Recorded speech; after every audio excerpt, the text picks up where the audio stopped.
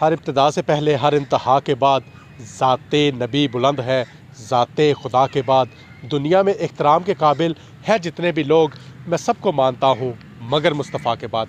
नाज़रीन, मैं हूँ मिर्ज़ा कफ़ील बे कैफ़ी। नाज़रीन, तहसील जेलम में ख़वातीन से ज़्यादती के दर्जन से ज़ायद FIR दर्ज हो चुकी हैं, जिनमें मतअद्दद थाना काला गुजरा की हदूद में ये वाक़यात पेश आए हैं। मेरे साथ इस वक्त लियाज़ सदक वट्टो और रियाज़ गोंदा साहब मौजूद हैं।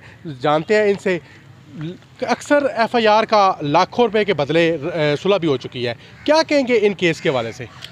देखें जी कि आपने बड़ा डायरेक्टली सवाल कर दिया है। इसकी अगर हम तफसील में जाएं तो ऐसे लोग जो अपने मकासद को हल करने के लिए कामयाब नहीं होते कानूनी तौर पे, वो ऐसे अनासर को इस्तेमाल करते हैं जिनमें माज़रत के साथ मैं लफ्ज़ इस्तेमाल करूँगा, औरत बड़ा मुक़द्दस एक रिश्ता होता है, जो माँ भी है, बहन भी है, बेटी है, लेकिन वो इस मकसद के लिए ख़वातीन को इस्तेमाल करते हैं अपने मुखालफ को ज़ेर करने के लिए, चाहे वो कानूनी मुकदमात हों या वो मुआशी फ़ायदे हों या अपनी ज़ाती दुश्मनी और अपनी अना को जो तस्कीन पहुँचाने के लिए। अब जेलम में हम देखते हैं कि जेलम तहसील जो है, जिसमें थाना सदर, थाना सिटी, सिविल लाइन, मुतअद्दिद थाने, उनके इर्द गिर्द ऐसे लोग डेरे जमाए हुए हैं जो पुलिस के साथ अंडरस्टैंडिंग करके, मैं माज़रत के साथ बात करूंगा, सारे पुलिस वाले नहीं, पूरा महकमा बुरा नहीं, उसमें चंद जो काली भेड़े हैं वो अरसा दराज से इनके गठ जोड़ के साथ जिस्म फरोशी का धंधा करते हैं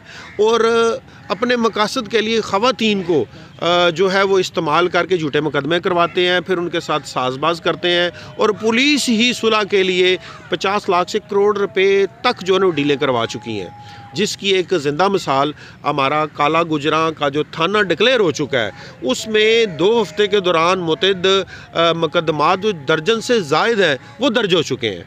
और ऐसी ख़वातीन जो नामी ग्रामी रिकॉर्ड याफ्ता हैं, पंजाब भर से वो थाना सदर के इर्द गिर्द आके अपने डेरे जमा चुकी हैं। और स्पेशली ऐसी एक निजी सोसाइटी जिसमें तमाम जुर्म करने की इजाज़त है, अंदर पुलिस जो है वो दाखिल नहीं हो सकती, सोसाइटी के जो मालिकान हैं वो बाअसर हैं और जो माफिया है वो अंदर अपने घर भी बनाए हुए हैं और अंदर अपने मुख्तलिफ़ किस्म के जराइम को जो है वो तहफ़्फ़ुज़ दे रहे हैं। जो फैमिलीज़ हैं अंदर अपना घर बना के वो परेशान है, अंदर शरीफ लोग भी हैं जेलम के, जेलम से गिरदोनवा के आए हुए लोग जो है वो अंदर रहाइश पजीर और परेशान है। मैं समझता हूँ कि इंतज़ामिया की ये नेगलिजेंसी है कि वो ऐसे अनासर पे ऑपरेशन नहीं करते। गोंदा साहब, आपकी तरफ आते हैं, बताइएगा ये एक ही गिरोह है या एक से ज़ायद है और इनका ताल्लुक जेलम से ही है?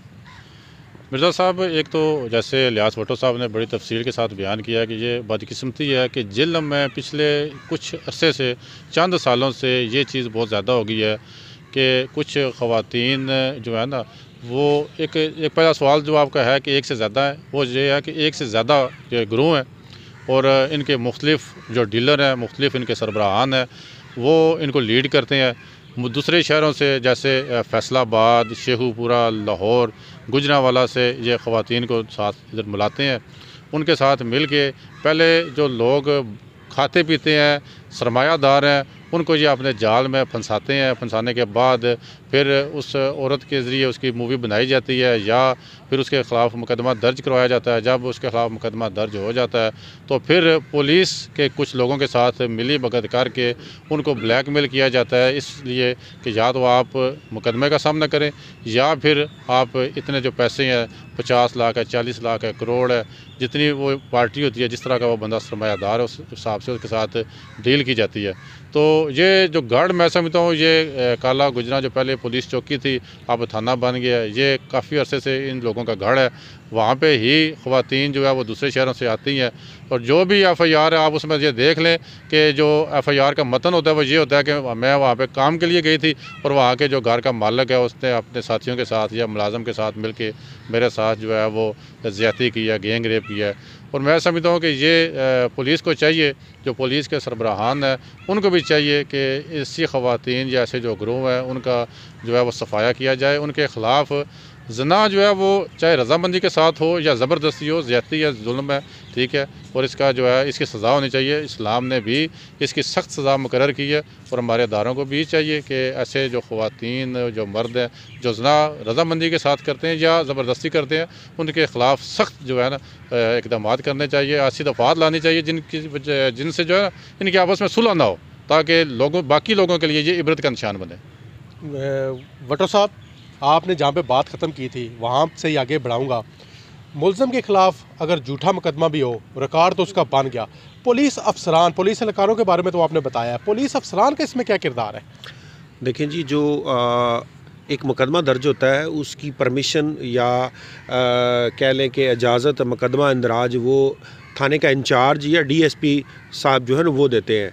तो एक दो मैं मुकदमात का जिक्र करूंगा, जिसमें एक हालिया मुकदमा दर्ज हुआ है थाना दीना में। ये पुलिस की बड़ी अच्छी कारकर्दगी है कि एक ब्लैकमेलर ग्रोह जो ख़वातीन के ज़रिए मुकदमे दर्ज करवाता है और भारी रकम लेता है, उसके सरगना को वो जजैली कर्नल बना तो उसको अरेस्ट किया। ये परसों रात का वाक़या, आज 24 जनवरी 2023 है। तो ये एक अच्छी कार्रवाई है। लेकिन वो जो मुलज़म है जिन्होंने ये कार्रवाई डाली है, उन्होंने सेम टाइम में 11:40 21 तारीख को मुकदमा दर्ज दीना में होता है और 21 तारीख को शाम को मुलजमान जो है मुदई पार्टी में पर्चा करवा देते, क्रॉस वर्जन जिसको कहते हैं। क्या ये हमारा थाना काला जो है इसके SHO साहब ने तफ्तीश नहीं की? इंटेरोगेशन के बाद ही मुकदमा दर्ज होना चाहिए, ये मेरी राय है बतौर सिटीज़न ऑफ पाकिस्तान। तो इसमें अफसरान का शामिल होना साफ नज़र आता है। और एक शख्स जो जिसका जेलम से तल्लक नहीं है, टेक्नोलॉजी हमारी जो जदीद हो चुकी है, उसका ID कार्ड आप कंप्यूटर में डालते हैं तो उसका पूरा रिकॉर्ड आ जाता है। एक ख़वातीन जो मुख्तलिफ नामों से मुख्तलिफ अजला में पंजाब भर में जना के ही पर्चे करवा चुकी है, क्या उसका मुकदमा दर्ज करने के लिए आपको तफ्तीश या उसकी तहकीक की ज़रूरत नहीं है? इसमें मैं ये क्लेम करता हूँ कि हमारे अफसरान पुलिस के चंद शामिल हैं जिनको ये नज़र आता है कि इसकी सुलह होगी और इसके लाखों रुपये हम लेंगे, और कुछ जो है प्लांटेड FIRs होती हैं जो बताई जाती हैं जी फ़लाँ बासर बंदा है, इसको आप नॉमिनेट करें, मुकदमा हम देंगे और सुलह के लिए पैसे 50-50 होंगे। ये बदकिस्मती है हमारी। अब मौजूदा जो अभी आज की डेट तक जो हमारे DPO डॉक्टर फाद हैं, हम रात को भी उनसे अपील कर चुके हैं मुख्तलिफ फोरम से, अभी भी अपील करते हैं कि खुदारा ऐसे लोग इनकी जब आप सरकोबी करेंगे, इनकी हौसला शिकनी करेंगे तो जुर्म जो कम होगा। ना सिर्फ जिस्म फरोशी, इसके साथ मंशियात का धंधा हो रहा है, डकैती के लिए बैरून अजला से लोग आते हैं, मतलब वो जुर्म जो हम सोच भी नहीं सकते। और ऐसे मुतासरा लोग, फैमिलीज़, ख़वातीन जो जिनके साथ ज़्यादती हुई होती है, वो भी मुकदमा दर्ज करवाने से डरती हैं कि हम भी उनकी लिस्ट बदकारों की और ब्लैकमेलरों की लिस्ट में ना आ जाए। मतलब कि जेन्युइन लोग जो हैं मुतासर होते हैं वो भी परेशान हो जाते हैं। तो इसमें हम मुतअद्दिद प्रोग्राम्स भी कर चुके हैं आपके साथ और ख़बरें भी लगा चुके हैं। लेकिन जेलम के अंदर 29 से 30 लोगों का एक रैकेट बना हुआ है जो हर तरह के जुर्म में, जिसमें कब्ज़ा माफिया, जिसमें जिस्म फरोशी, मंशियात के धंधे वो मुसलसल कर रहे हैं और उनकी तैनाती मुसलसल जेल में है। बिल्कुल जी, भट्टो साहब ने तो कहा जी कि अफसरान भी मुलव्वस नज़र आते हैं। गोंदा साहब, आप क्या कहेंगे, अफसरान क्यों कासर है इस ऐसे गिरोह या पुलिस एहलकार जो इसमें शामिल है उनके खिलाफ कार्रवाई करने से? देखिए, असल में इसमें मैं समझता हूँ कि कुछ कसूर हमारे जो मीडिया के लोग हैं उनका भी है। कि देखें ना, अब एक ख़बर चलती है या एक FIR होती है कि एक औरत के साथ गैंग रेप हो गया, ठीक है। अगर वो पुलिस के पास जाती है, मुकदमा दर्ज नहीं होता, वो किसी मीडिया वाले के पास चली जाती है, वो अखबार में या TV चैनल पे ख़बर ब्रेक हो जाती है कि एक औरत के साथ इस तरह रेप हुआ है और पुलिस ने मुकदमा दर्ज नहीं किया। वो जब ख़बर वज़ीर आला या IG या आला हुकाम की नज़र में आती है तो वो जब मुतलका DPO से या DSP से रब्ता करते हैं तो उनको वो तो आर्डर कर देते हैं कि यार ये ज़्यादती हुई है, आप इसका मुकदमा दर्ज करें।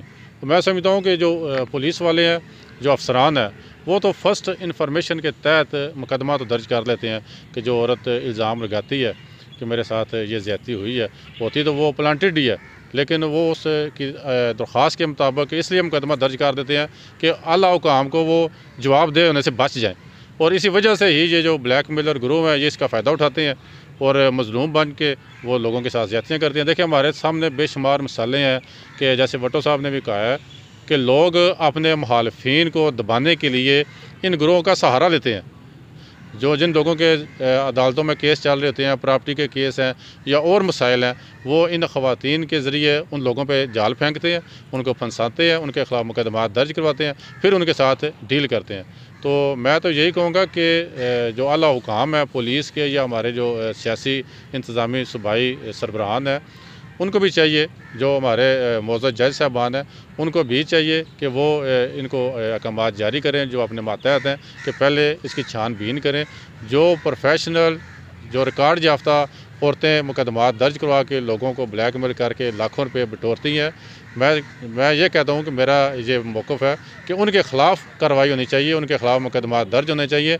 जैसे अभी पिछले चंद दिनों के दौरान जेल में तकरीबन 1 दर्जन के करीब जो ये ज़्यादती के मुकदमात दर्ज हुए हैं, तो इनकी अगर छानबीन की जाए तो मेरा नहीं ख्याल कि एक भी मुकदमा जो होगा वो सही होगा जिसके साथ ज़्यादती हुई होगी। सारे प्लानिंग के तहत प्लांटेड जो मुकदमात है वो दर्ज हुए हैं, और इन ख़वातीन के ख़िलाफ़, इन गिरोह के ख़िलाफ़ जो है वो मुकदमात दर्ज हो, ज़ना बिल रज़ा के मुकदमात दर्ज होने चाहिए। मैं फिर दोबारा यही कहूँगा कि ज़ना तो ज़ना ही है, चाहे रज़ामंदी के साथ हो या ज़बरदस्ती के साथ हो, उसकी सख्त सज़ा है, और सख्त सज़ा इन लोगों को मिलनी चाहिए, इन औरतों को मिलनी भी चाहिए जो ये मुकदमात दर्ज करवा के तो लोगों को ब्लैकमेल करके लाखों रुपये बटोर रही हैं। जी, हमारे साथ जी सीनियर सहाफ़ी रियाज़ गोंदल और लियाज़ सदक भट्टो साहब थे। इनका कहना है कि ऐसे गिरोह को सज़ा लाजमी मिलनी चाहिए।